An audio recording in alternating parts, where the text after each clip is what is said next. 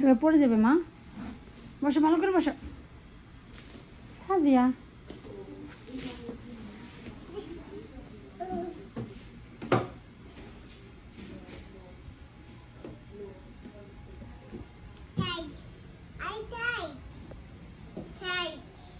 Tight.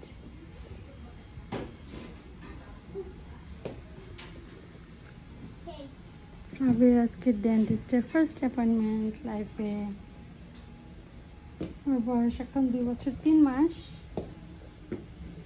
আমা সাবধান, মাথা লাগবে, বুবু হবে তখন। উঠবে?